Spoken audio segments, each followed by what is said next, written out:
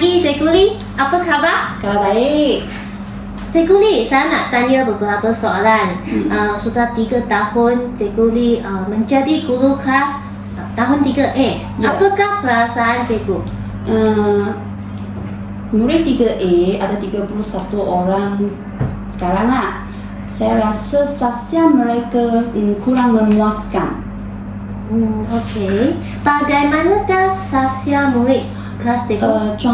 Contohlah masa saya masuk kelas, mereka tidak akan memberi salam kepada cikgu, kerana cikgu ingatkan mereka baru mereka tahu beri salam. Ataupun kadang-kala masa jalan dekat koridor kelas ke ataupun kantin ke, jumpa dengan murid 3A pun mereka tidak tahu membagi salam atau bertegur sapa dengan cikgu. Okey.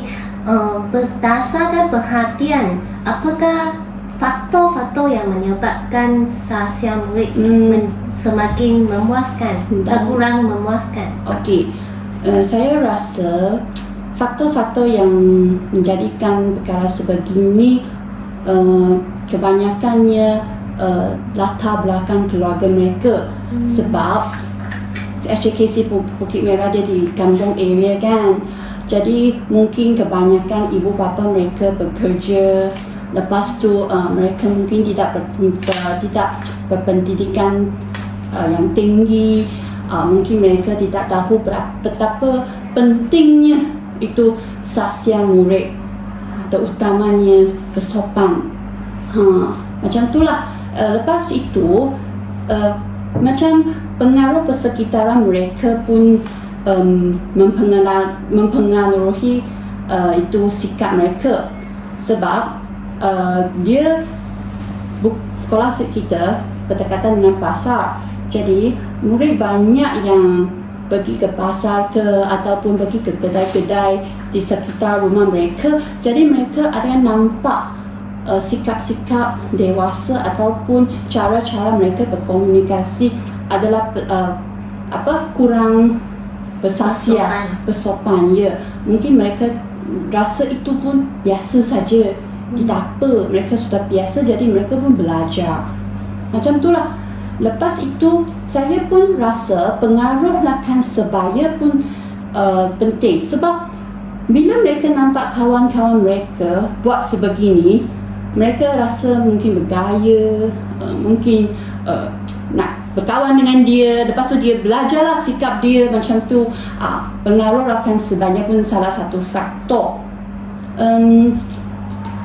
Ada lagi mungkin itu handphone, social media. Mereka sebab sejak MCO kan, mereka ada Google Meet, mereka guna itu Zoom atau Google Meet untuk bersekolah. Lepas tu mereka sekarang sudah biasa dengan itu video-video mungkin dalam itu TikTok. Lepas tu mungkin ada sebahagian video tak berapa bermoral. Lepas tu mereka sudah lihat banyak video macam tu, mereka pun terpengaruh lah sikap itu. Okey, lepas itu dalam kelas saya pun ada sebahagian murid, mereka tinggal dengan datuk nenek. Kebanyakan ibu bapa mereka bekerja di Singapura. Lepas tu mungkin dalam konsep datuk nenek, mereka hanya pentingkan cucu mereka makan, tidur, sihat, cukup. Sasya mereka tak berapa pentingkan. Lepas tu kuranglah pendidikan dalam rumah. Yang akhir sekali, faktor-faktor yang menyebabkan sasya mereka memuaskan adalah, saya rasa murid tahun 3 mereka masih tidak tahu menilai itu baik dan buruk kesopanan dan kesusilaan seperti yang dinyatakan dalam rukun negara kita. Okey, jadi apakah langkah-langkah untuk mengatasi masalah sasya tersebut? Langkah-langkah yang sekolah kita adakan seperti program Sejahteraku. Kita telah jalankan satu period yang agak panjang, adalah berkesan sikit terhadap sebahagian murid. Lepas itu sekolah kita juga sekolah penyayang. Lepas tu program ini juga ada memberi pengaruh kepada mereka bahawa kena ada kasih sayang terhadap orang lain macam tu. Sekolah penyayang ni lepas itu kita pun ada bimbingan dari guru-guru macam semasa waktu pendidikan moral, waktu pendidikan Islam ataupun guru yang lain. Mereka masuk kelas, mereka akan bimbing murid sasial yang baik dan bagus. Lepas itu ada sebahagian ibu bapa pun sangat sokong sekolah kita untuk membina insan murid dengan bagus dan baik. Okey. Lepas itu kita juga ada, sekolah kita juga telah memberi penghargaan kepada murid yang berjasa. Contohnya mungkin ada murid mereka ada tolong cikgu ke, kita ada masukkan sikap mereka dalam SSTM, amalan baik. Itulah satu penghargaan kepada murid. Lepas itu kita masuk, kita akan inform lah itu murid bahawa dia telah sangat baik, well done. Okay, lepas itu murid dia sudah tahu bahawa sikap dia ini adalah baik, jadi dia akan teruskan lah. Okey, selain langkah-langkah yang disenaraikan oleh cikgu tadi, apa lagi cadangan cikgu untuk meningkatkan sasial murid lagi? Kalau untuk budak tahun 3 nak naikkan itu sasial mereka, saya cadangkan kita boleh menjalankan aktiviti ataupun program-program yang dapat memupuk sikap berbudi mereka. Contohnya, kita boleh mengajak murid-murid yang sudah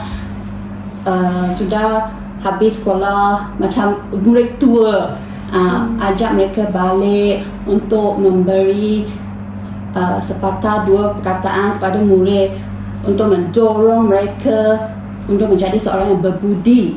Itulah saya cadangkan. Lepas itu saya juga cadangkan boleh membuat pengiktirafan kepada murid.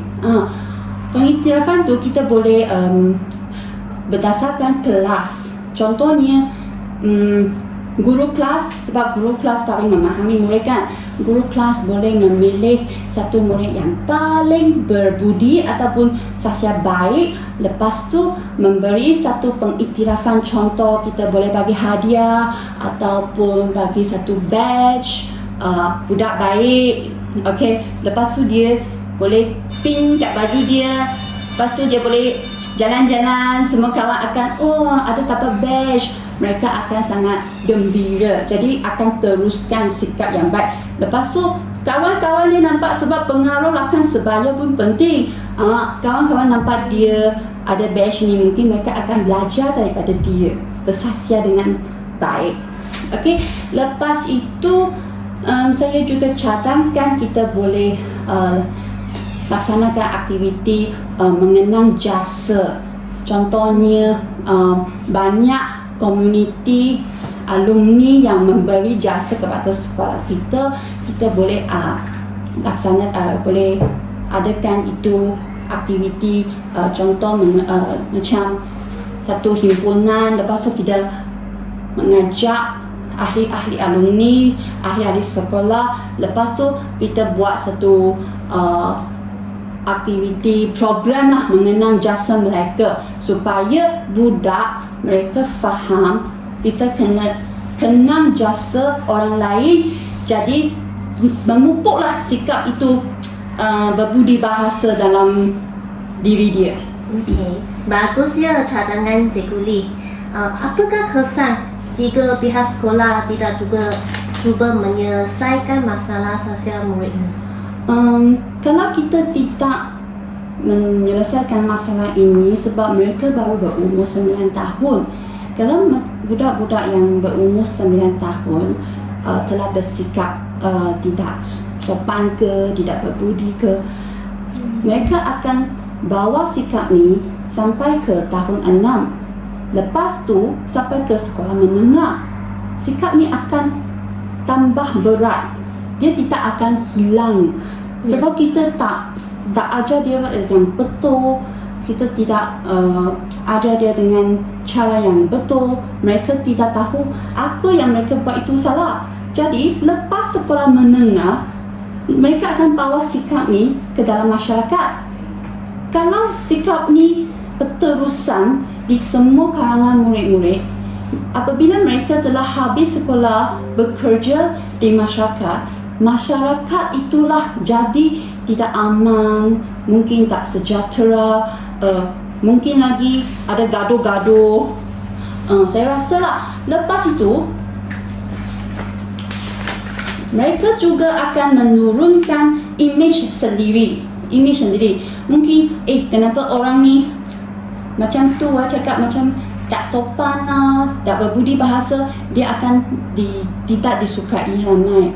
Lepas tu mungkin akan jadi sikap dia pendiam ataupun senang marah, senang lepas geram kepada orang lain. Adalah banyak-banyak kesan negatif. Lepas itu masalah ini juga akan mempengaruhi keharmonian masyarakat dan negara. Sebab kalau kumpulan yang tidak berbudi bahasa, kumpulan yang tidak bersahsiah baik ini, dia semakin banyak, mereka akan menurunkan produktiviti negara juga. Negara akan terjejas, imej negara pun akan terjejas. Mungkin pelancong lain datang negara tanya, Encik macam mana nak pergi ke stadium negara? Tak tahulah saya. Itu akan memberi imej yang buruk kepada negara yang lain. Itulah kesannya. Ya, amat penting untuk kita membetulkan sahsiah murid. Okey. Jadi secepat mungkin kita akan membuat mesyuarat untuk menyelesaikan masalah ini dan akan membincangkan cadangan cikgu tadi. Okey, bagus. Jadi akhir sekali, apakah pandangan cikgu selaku guru kelas dan juga guru disiplin? Ada. Saya berpendapat semua guru dalam sekolah ini dia satu role model. Jadi kita boleh menggalakkan semua guru mainkan peranan sendiri dengan bagus. Sebab murid nampak cikgu buat apa, mereka akan ikut. Jadi guru role model kepada murid. Lepas tu guru disiplin pun, semua guru adalah guru disiplin. Jadi saya rasa semua guru bertanggungjawab untuk membina insan yang baik di kalangan murid. Okey, baik. Jadi terima kasih Cikgu Lee. Okey, sama-sama. Okey.